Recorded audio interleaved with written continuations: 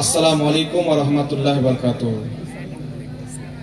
আমাদের গ্রামে ওয়াহাবিদের মাংস বিক্রি করতে আসে, তাহাদের কাছের মাংস খাওয়া দাওয়া করা যাবে কিনা? দেখেন বিরোধী ইসলাম, আমাকে আপনারা প্রধান বক্তাদের নাম দিয়েছেন, আর ঝাড়খণ্ড থেকে হায়ার করে ডেকেছেন মুফতি জাহাঙ্গীর আলম রেজভী, সবাই চিনেন, দূর দূর পর্যন্ত এলান করেছেন, অনেক দূর দূর থেকে লোক মোহাব্বতে এসেছেন, আমিও সবাইকে মোহাব্বত করি আলহামদুলিল্লাহ। আমি যদি এখানে এসে এখানকার কমিটির বাপ তুলে গালি দিয়ে দিই, তাহলে স্টেজে চড়তে দিবে? কথা বলেন। যে ভাইয়ের বাড়িতে ছিলাম, নামটা কি আপনার? জিনার বাড়িতে ছিলাম, ডাবলু ভাই, নামই ডাবলু, মাশাআল্লাহ, ডাবলু গোল্ডু নাম। যাক, এই যে ডাবলু ভাইয়ের বাড়িতে আমরা ছিলাম, গরুর মাংস, আলুর ভাজা, রুটি খেতে দিলেন, তারপরে এখান থেকে আবার বিরিয়ানি নিয়ে গিয়ে দিলেন, বিরিয়ানিও খেলাম। উনার বাপ তুলে যদি গালি দিতাম, তো না গরুর মাংস পেতাম, না রুটি পেতাম, না বিরিয়ানি পেতাম, ভাগ এখান থেকে, নাকি বলেন? চাও খেতে দিবে না তো দূরের কথা, উল্টা মারবে। তাহলে আল্লাহ মিথ্যা বলতে পারে, এর আল্লাহকে গালি দেওয়া হলো কি হল না? তা আমার বাপের দাম বেশি না আল্লাহর দাম বেশি? মায়ের দাম বেশি না আল্লাহর দাম বেশি? নবী মরে মাটির সাথে মিশে গেছে, নবী সুপারিশ করতে পারে না, নবীকে পিঠ পিছনের খবর নাই, নবী নিজের বাপ মাকেই বাঁচাতে পারে না, বাপ মাই জাহান্নামে যাবে, নবীর সম্মান বড় ভাইয়ের মতো করতে হবে, নাউজুবিল্লাহ সাল্লাল্লাহু আলাইহি সাল্লাম। তাহলে এইগুলো নবী পাককে গালি দেওয়া হলো কি হল না? তারা আমাদের মা বাপের দরজা ফজিলতটা আমাদের কাছে বেশি হওয়া উচিত না আল্লাহ রসুলের মহব্বত বেশি হওয়া উচিত? তারা আল্লাহ রসুলকে গালি দিয়ে রেখেছে, আর যারা গালি দেয়নি তাদের আকীদাতে চলছে, তাদেরকে ফলো করে তাদের দলে চলছে। এই জন্য তাদের জবাই করা মাংস খাওয়া মানে মরা গরুর গোশত খাওয়া। কথা বুঝতে পারছেন? যাদের আকীদা খারাপ, কুফরি আকীদা রয়েছে, তারা 1 কোটি বার বিসমিল্লাহ আল্লাহু আকবার বলে যদি জবাই করে, এটা মুসলমানদের জন্য হালাল হবে না। সুতরাং কাদিয়ানি, ওয়াহাবি, দেওবন্দি, শিয়াদের জবাইকৃত মাংস খাওয়া মুসলমানদের জন্য জায়েজ নয়। কথা বুঝতে পেরেছেন? আল্লাহ বুঝার তৌফিক দান করুন। কেন জায়েজ নয়? আল্লাহ রাসূলের তারা গুস্তাখি করেছে, বিয়াদবি করেছে। আমাদের গ্রামে সুন্নি জামাতে কিছু বাড়ি ওয়াহাবি হয়েছে, এই ব্যক্তির বাড়িতে মওলানা সাহেবের খাওয়া যাবে কি? মওলানা সাহেব এগুলো মশলা জান না যে ওয়াহাবির বাড়ি খাওয়া যাবে কি যাবে না? যার জবাই করা মাংস খাওয়া যাবে না, ওর বাড়ি মৌলভী সাহেব কি করে খাবে? আমার আপন ভাইয়ের সাথে আমার একটু দ্বন্দ্ব হয়েছে বলে ভাইয়ের মেয়ের বিয়ে দিচ্ছে, তো ওর বাড়ি আমি ভোজ খেতে যাই না? তাহলে যারা আল্লাহ রসুলের ব্যাপারে গুস্তাখি করেছে, তার বাড়ি আমি খেতে যাব, আমার ঈমান বলবে যেও না।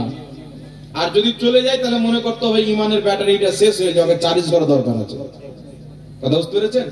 আল্লাহ সকলকে নেক বুঝ দান করুক, আমিন।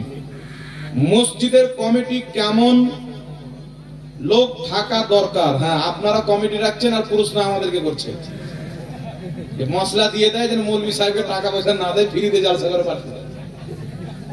হ্যাঁ, মসজিদের কমিটি কেমন থাকবে? নামাজি পরেজগার ব্যক্তিরা মসজিদের কমিটি থাকবে। কি লেখা আছে হযরত?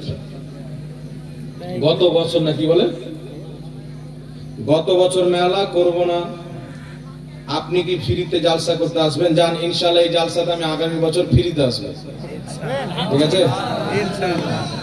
তবে একটা আমার শর্ত আছে যে শুধু গত বছর নয়, আমি গত বছর ফ্রিতে জালসা করতে আসবো, তেলেরও টাকা নেব না, খাওয়া দাওয়া দেন তো করবো, না হোটেল থেকে কিনে নিয়ে আসবো, সমস্যা নেই। তো গত বছর থেকে এখানকার কমিটির লোক টোটালে মেলা বন্ধ।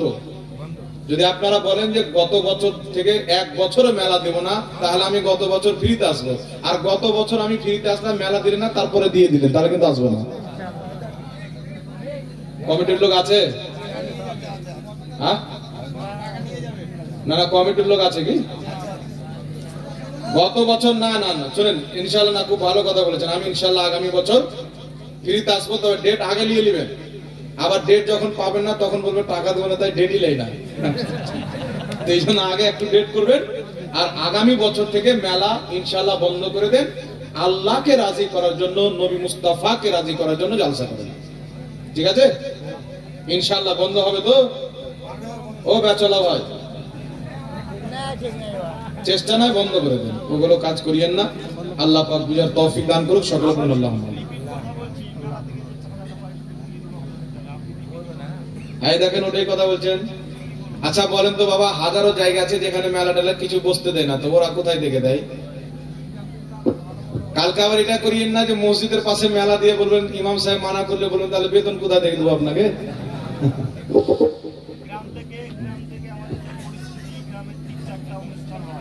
দেখেন আমি একটা কথা বলছি, মেলা দেওয়া হচ্ছে হারাম, আপনি দিবেন সেটা আপনার ব্যাপার, আমার বেশি কিছু করার নাই। কাউকে জবরদস্তি বুঝাবো এটাও আমার ক্ষমতা নাই। আমি শরীয়তের কথা আপনাকে বলে দেবো, মানলে আপনার ভালো, না মানলে আল্লাহকে আপনি হিসাব দিবেন।